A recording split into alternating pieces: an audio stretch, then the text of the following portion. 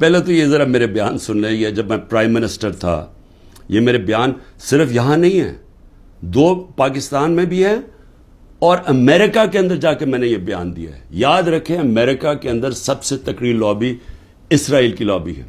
امریکہ کے اندر سن لیں کہ میں نے بیان کیا دیا, اور پاکستان میں بھی پرائم منسٹر ہوتے ہوئے. Next questioner. There's been talk about Pakistan forming relations with Israel, and we know the winds of change are blowing through the Middle East. Is this in the cards, and why? I'm afraid I don't know where this has come from. It's not. Pakistan has a very straightforward position, and it was a founder of Pakistan, Quaid-e-Azam, Muhammad Ali Jinnah, who was very clear that, there has to be a just settlement, a homeland for Palestinians before Pakistan can recognize Israel.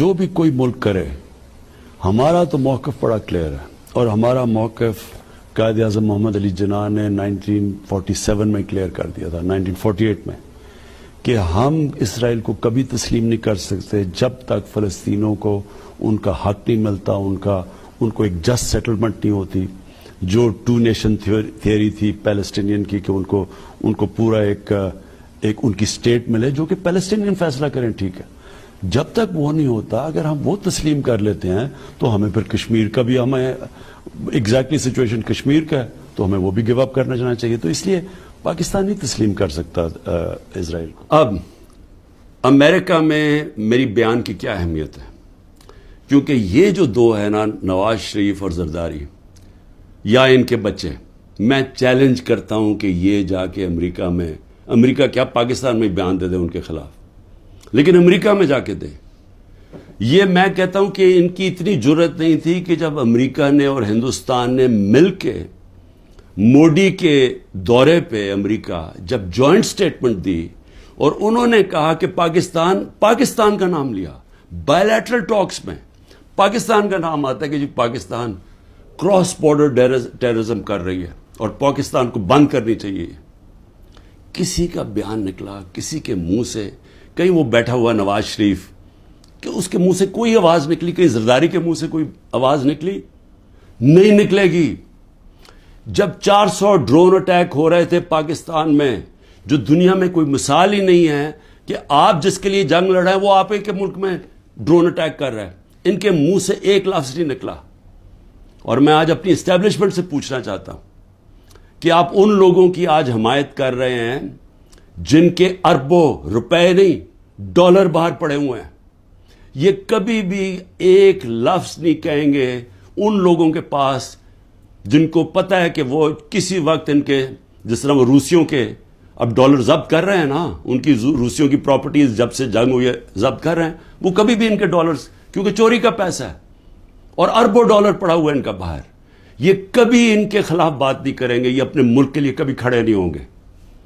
یہ تو ان کو تو ہندوستان سے جان جاتی ہے, کیونکہ ان کو پتا ہے کہ ہندوستان کی اور اسرائیل کی لابی بڑی مضبوط ہے امریکہ میں, تو یہ تو کبھی بھی نہیں ملک کے لیے سٹینڈ لے سکتے.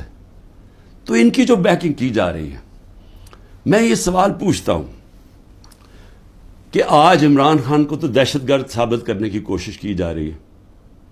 مجھے یہ بتائیں کہ کبھی عمران خان نے ایسی حرکت کی کہ امریکنوں کو میسج بھجوایا جائے اپنے ایمبیسڈر حسین حقانی کے ذریعے میمو گیٹ کے اندر, وہ جو میمو گیٹ تھا, امریکنوں کو کہہ رہا ہے کہ ہماری فوج سے ہمیں بچا لو, اس کو آج پرائم پوزیشن میں بیٹھا ملک کے فیصلے کر رہا ہے. اور دوسرا, جس کو اتنا پیار تھا مودی کے ساتھ کہ اس کو گھر پہ شادی پہ بلا لیا, جبکہ وہ پاکستانی فوج کو پاکستان کے آرمی چیف کو دہشت گرد کہہ رہا تھا موڈی. وہ کہتا پرائم منسٹر ٹھیک ہے لیکن وہ تو پتلا ہے, دہشت گرد پاکستانی فوج کو کہہ رہا تھا. ڈان لیگز کے اندر کیا ہوا؟ وہی کہہ رہا تھا نا کہ ہم تو بے بس ہیں جناب, ہماری فوج دہشت گردی کر رہی ہے. وہ لوگ آج ملک کے فیصلے کریں اور وہ بیٹھ کے باہر بیٹھ کے اپنے بڑے بڑے محلات کے اندر اربوں روپے کی پراپرٹیز کے اندر وہ بیٹھ کے جناب وہاں فیصلے کریں کہ جی ملک میں کیا ہوگا, ملک میں الیکشن کب ہوگا, وہ فیصلے کریں. اور یہاں کیا نظر نہیں آ رہا ہماری اسٹیبلشمنٹ کو؟ آپ کو نظر نہیں آ رہا کہ یہ کر کیا رہے ہیں اس ملک کے ساتھ؟ کیا ان کا انٹرسٹ ہے پاکستان سے؟ کیا جب مشکل پڑی یہ ملک سے باہر نہیں بھاگے؟